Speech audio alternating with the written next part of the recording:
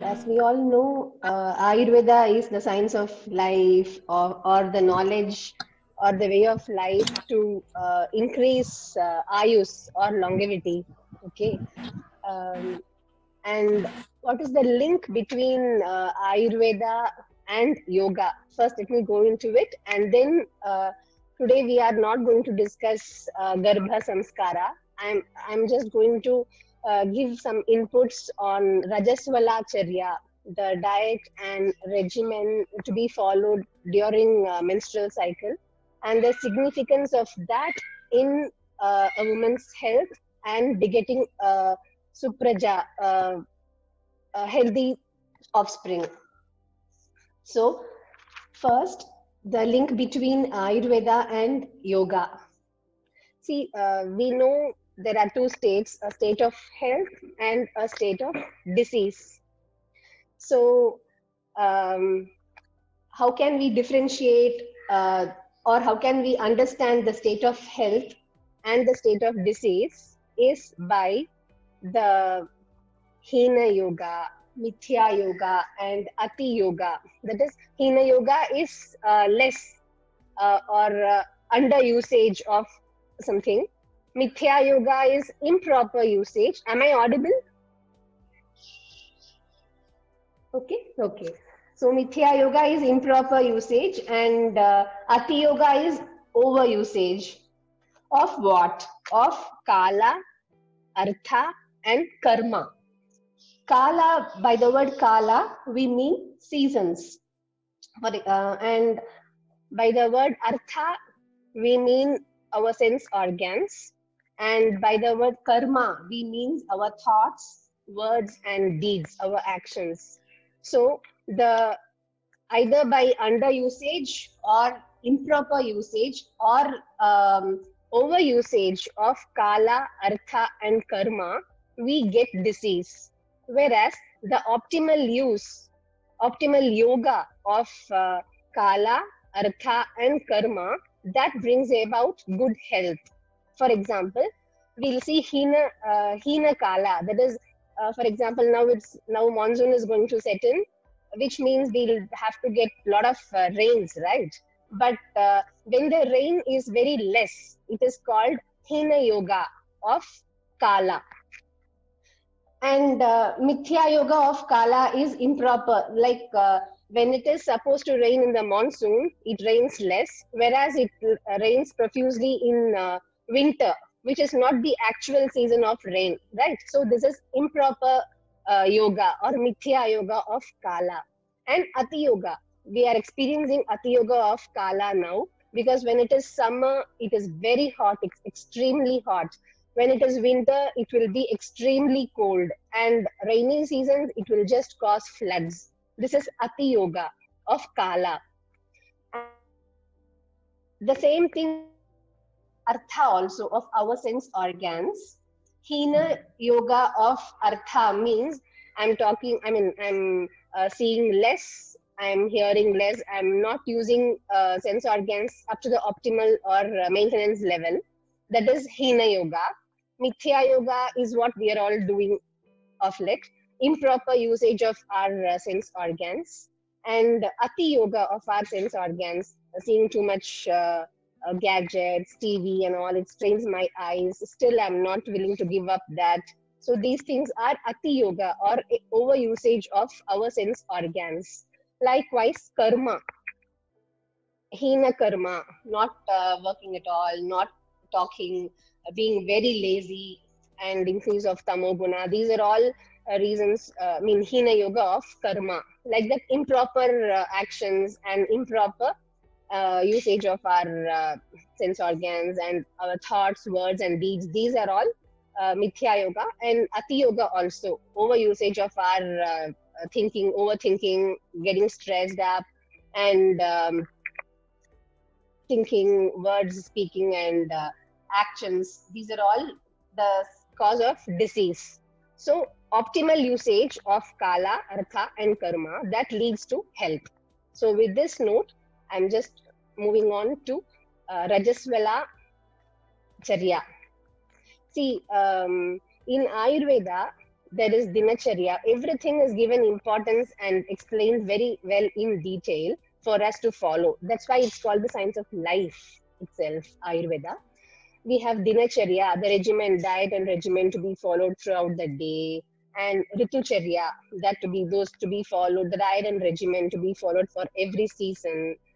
And even for ritu sandhis, that is the before the start of the 15 days prior to the start of the ritu, that is called ritu sandhi, seasonal change. Even for that ritu sandhi, we have specific diet and regimen.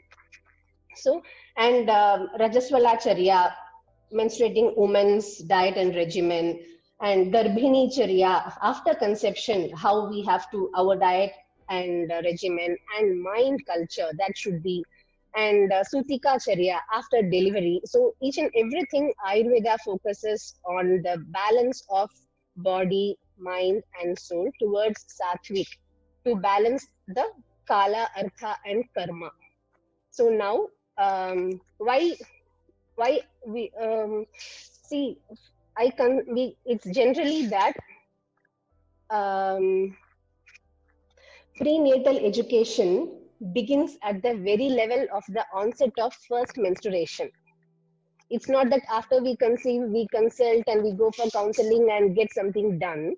Actually, prenatal education begins at the very level of the onset of our first menstruation, because the quality of menstruation reflects the reproductive health of every female, right? So, Rajaswalacharya is very, very, very important for a woman's health, for conception, for preparing to conceive, and after delivery also, till she gets menopause, and even after she gets menopause, till her end, till her death. This Rajaswalacharya is the basis for a woman's health. So, and woman's health is the health of the whole family, because the lady of the house, when she is sick, everything else is improper, right? So, it's very important. Rajaswalacharya is very, very important. Now, let us go back to our go back in time to our grandmother's time, okay, and they were doing during this menstrual cycle, okay. That is nothing less than the COVID-19 restrictions that we are having. Quarantine, and think positively, and eat healthily. These 3 points only in will be knowing in Rajaswalacharya also. So what our grandmother used to do when she got menstrual cycle, all the 3 days quarantine, and for with regard to others, it will be social distancing. So she'll be isolated. Why? Because otherwise 24/7 she'll be busy with her grandchildren, with household chores, attending the guests who come and go in the house. She'll be busy, otherwise she doesn't get time to relax at all. So all these 3 days is fully her to enjoy in solitude, relax, and contemplate and self introspect. So this quarantine can be, I mean, it's not so negative or something shameful as feminists of this modern period are talking about. It's actually enjoyment and a bliss in solitude, that those 3 days she gets to renew herself, to rejuvenate herself, to relax, and for the next 1 month or 3 or 4 weeks she'll be having the energy. She gains the energy, incubation, I mean, yeah, so she gains the energy to and charge to work for the rest of the days till the next cycle. So this is the first quality of Rajaswalacharya. First is quarantine. So, and because changes in her body, a lot of changes are taking place, hormonal changes. So when bodily changes are taking place, which is not comfortable, mind is also not stable, right? So if she goes to work, or in office, for example, we may not be able to take the right decision. We may be too emotional, and so taking bath and coming to kitchen and cook, and when others also eat that food cooked by Rajaswala, we also get the qualities passed. Those qualities and those sufferings or those negative energies are getting passed to us also, and that again makes us emotional. We are what we eat, right? So we too get emotional, and those qualities, that unsteadiness and other things also. So quarantine is the first rule for Rajasvala Charya. And as I said, this can be taken positively and negatively also. Of late, we are all fighting for women's right. How can this is male dominant societies? We can't accept it, so we have to go. We have to like that. But women don't realize that we are so in a high level. Not even we cannot even compare with with men, so that I'll come later. So the first thing of Rajasvala Charya is to quarantine, and for other family people, social distancing with the quarantine lady. Okay, and next is accepting the situation in a positive way. That is the same thing which is advised in COVID-19 also, right? So uh, this is for why our grandmothers or even our mothers did not revolt against it. No, I can't. I want to. What is this? I can't, like that, because they had faith that this is for their own good, and they took it in a positive stride. Okay, well, 3 days I can rest. I can be myself. I can give time to myself. Whatever. Okay, so taking the situation in a positive stride. That's the second thing. And the third thing, what to eat, and what should be the rules of eating, when to eat, and how it was given to our grandmothers. Actually, our body is getting purified when we are some elimination of waste and purification process, and regeneration of cells are taking place during this time. And because of hormonal fluctuations, our body temperature also will be high. So our exploding body heat, and that will explode our mind also. So the diet should be such that it is very easily digestible. mm, and it should nourish it should be easily digestible.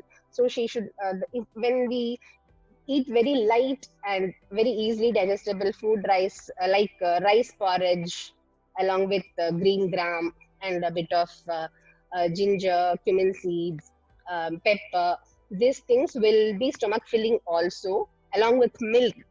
That is that will nourish also, and it is light to digest, and so the body cells can focus on the elimination and purification process rather than focusing on digestion. This is the basic concept of taking light food. That also once a day or twice a day. How it will be will it be given in a stainless plate or ceramic bowl? No, it was given in a bowl of clay pot, or in palasha leaves, plantain leaves, because we know plantain leaves are have good antioxidants and digestive properties. And this clay pot also, because the body heat will be excess during this time, clay pot, if we have, it will balance, it will try to reduce the heat of the body. So in this only it will be given generally. I don't so that is how it was given. And it is better to fast, water fasting, or this rice porridge, because the lighter your body, the more the purification and the better you feel actually. So now let's see what Ayurveda advocates to follow during the Ritucharya. I'm sorry, Rajasvala Charya. Okay. So first is quarantine for 3 days. Next is near to zero physical activity.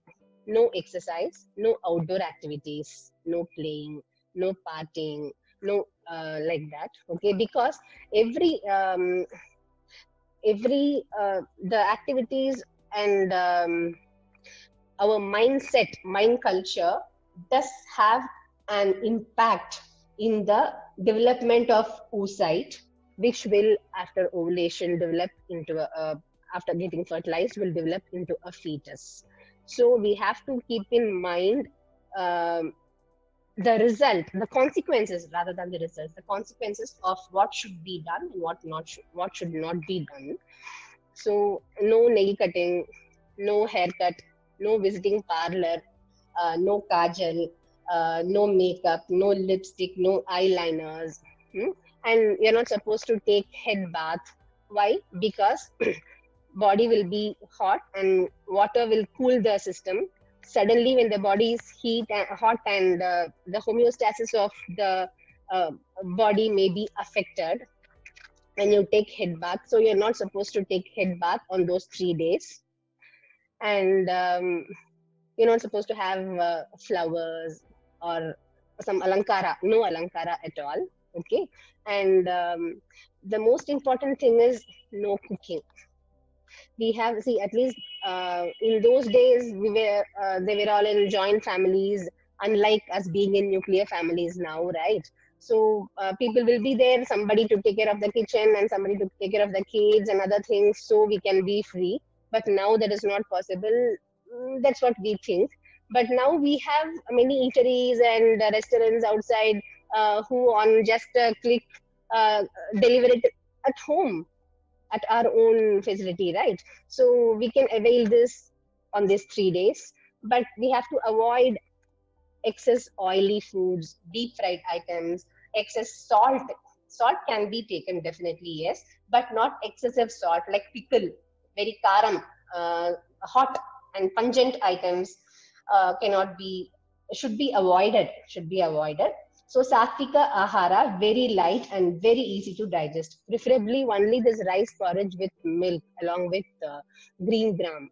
Okay, with a pinch of cumin and pepper powders and ginger. That's all. This has to be the thing. We don't advise fruits also, because every fruit has a little bit of sourness in it, which will definitely what influence this purificatory process, which will aggravate the heat and dryness in the body, which is already there. So fruits are not advised. So either water fasting can be done, or this kanji, porridge, rice porridge can be taken. And did I miss anything? Yes, and Ayurveda texts also explain in detail about the consequences of not following each and everything mentioned before, right? For example,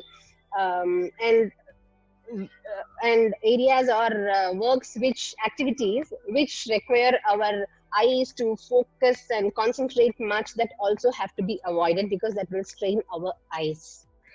So when we observe our grandmothers or great grandmothers or even our aunties, of our previous generations, they don't wear specs generally even after 40 plus years, because they are able to manage without specs. They have healthy eyes. Okay, that main thing is because of the following of this observance of this Rajaswalacharya. They don't do any embroidery work or knitting or drawing or reading too much or writing. So the health of their eyes is also maintained. Why specifically it is said is because eyes contain, eyes are one of the seats of Pitta dosha. Pitta means heat, fire. So already the body is very heat, very hot. So this should not be done. That is advised. So what will happen when we use our eyes more? Our child, after conceiving, our child will be having some eyesight problems later in the later. The fetus will develop eyesight problems later. And what will happen when we are jumping, running, and doing outdoor activities? Our offsprings will be very skinny with very less immunity, and will be more prone to get vata diseases. So these are just, and being stressed and stressed out and too much emotional during our Rajaswalacharya periods, that will lead to children with autism and ADHD, children, attention deficit disorder kind of children, um, who are very hyperactive. We get off like we get to see a lot of children like that, right?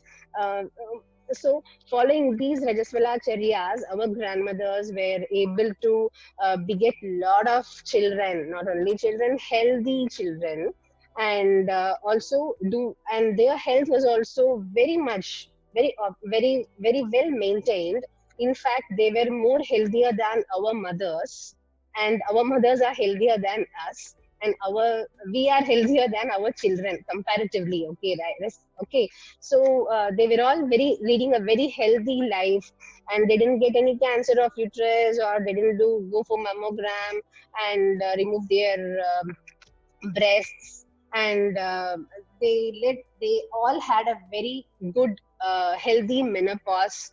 And even after menopause, their bones did not, their calcium level did not come down, or they didn't take any supplements to estrogen, and some, all these things were all managed by their activities, their diet, and their regimens, and their mindset especially. So they didn't abuse femininity. Okay, of late I heard and I read that a lot of women in the West, especially, and that is coming to India also now, they take contraceptive pills. Even teenage girls take contraceptive pills to avoid menstruating, and they feel very awkward about this menstruating, and this is the mark of feminism, feminine thing, right? But they don't accept it. We have to accept it. We have to enjoy it. We have to embrace it. Only then we can empower it. Okay, so our grandmothers, nobody took classes for them. It was just their way of life, and their mindset was like that. So they were very, very, very healthy. So for us to um, procreate healthy children, and to pass to we have to, the first step is to follow this Rajaswala Charya, and to pass it on to the next generation also, not by words but by practice. Because as we all know very well, children don't listen to our mouth and practice. They see us and get what is to be done. So we have to practice it, and then pass it on to the next generation. So, and we have been made to think that this self quarantine thing is very shameful, and only uncivilized people, and in a male dominant society where only have only to do it. Okay, I have something to share with this.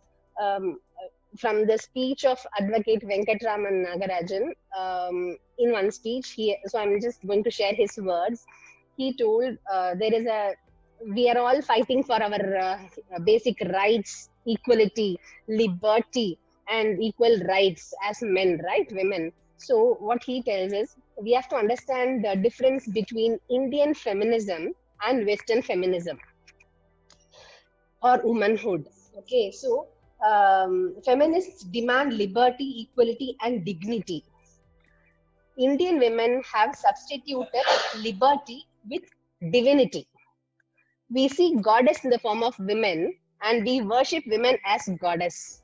So we can't compare ourselves with men. This is what he has told, and this is really worth a thought. Okay, so let's follow this Rajaswalacharya and maintain a very good health, and bring back the health of our invoke our ancestors good health of body and mind through the practice of Rajaswalacharya. Further, we will see Garbha Samskara and how to conceive, what are the steps to be taken to conceive a healthy child, and after pregnancy, what is all to be done. That's all for today. Thank you.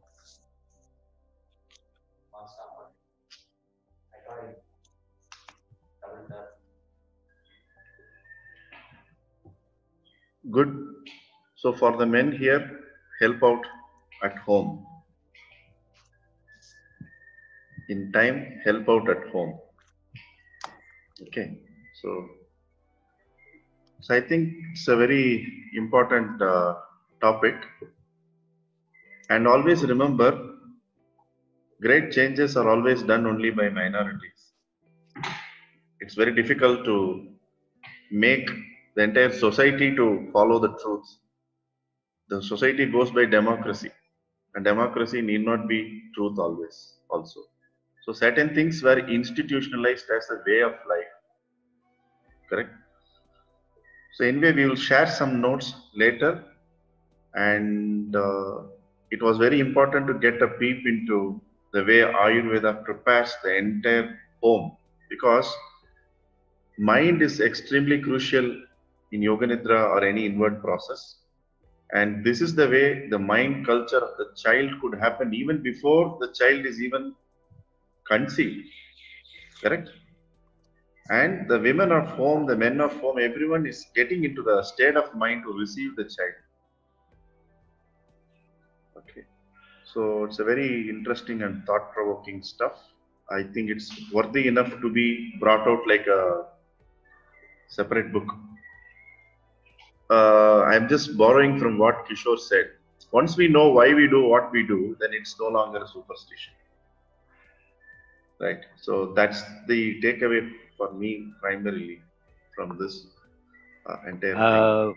I just like to this thing. When we were small, what was told during the menstrual cycle was they were kept away because it is supposed to be considered unhygienic. So what has happened is even what was being propagated was happening in the wrong way. Yeah. So because of which I think like what the doctor said about that shamefulness and things like that has crept into our minds. Celebration of womanhood should have been the Should theme. have been the actual, yeah, correct. See, all systems will undergo this. To such an extent, we think Ayurveda is a quack science, right? To that level it will go, and then it will be coming up.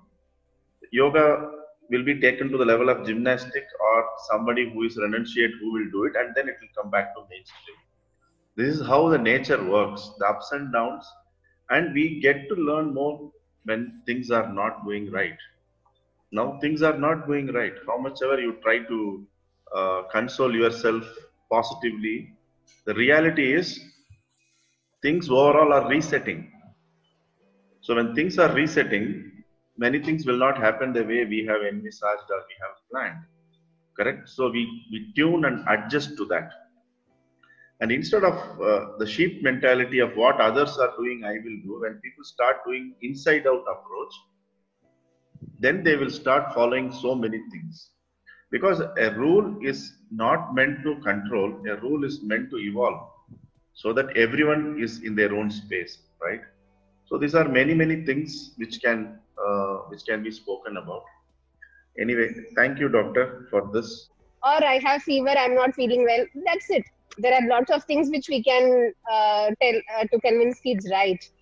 Yeah, yeah. I mean, we do say these reasons, but again and again, Mama, why again is the question that comes up. It's like, Mama, again, why quarantine? No, please come. I mean, very hard to answer.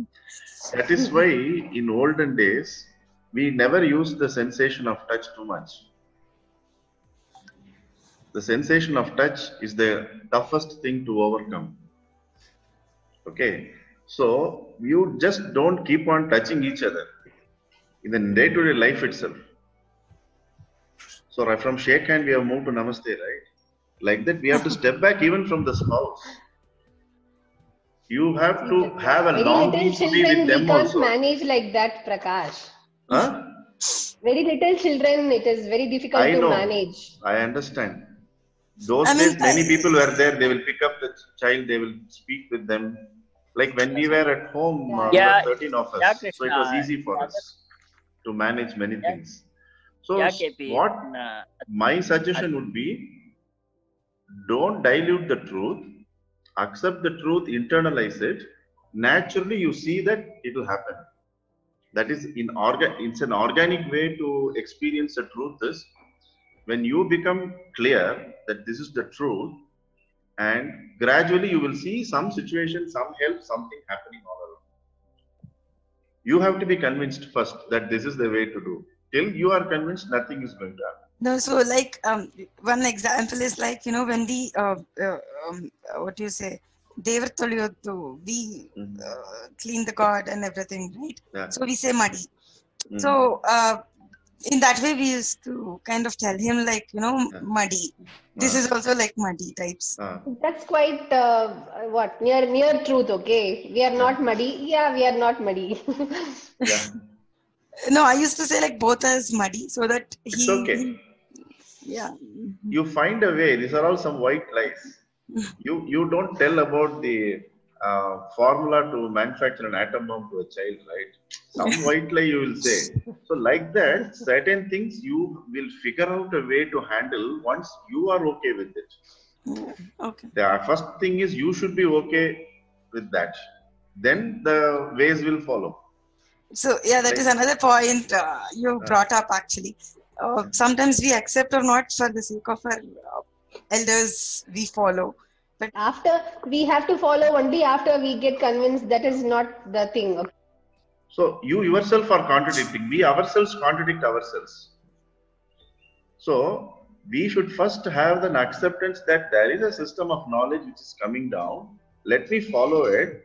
Like a child telling you, you prove to me that if I study 12th standard, I will get graduation, school graduation. For that, how can you prove to the child? These things are, a system is there, yoga is there, Ayurveda is there. They have said in the system.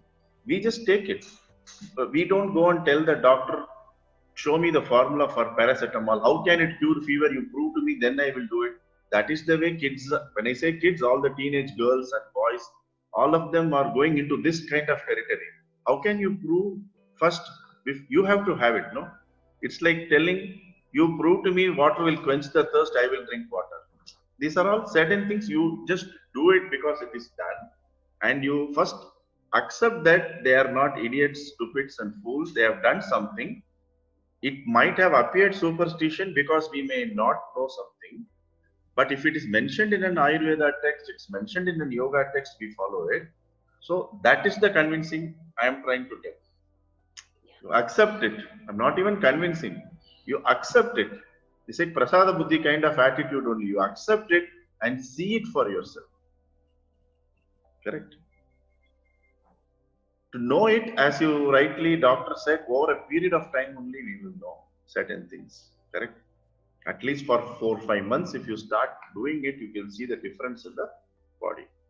See, and one more thing, Bharatiya Vidyapeeth Pune, they did some experiment, a study based on this Rajasvalacharya. Okay, they took 60 students, teenage girls, and they were following this Rajasvalacharya for 3 to 5 months, and then they saw a big decrease in the premenstrual syndrome, PMS, and the emotional instabilities were very, very, very much reduced, and children were very productive in the rest of the mind-wise also. So these are all the things. So when you want to prove or when you want to convince others, you can give these points.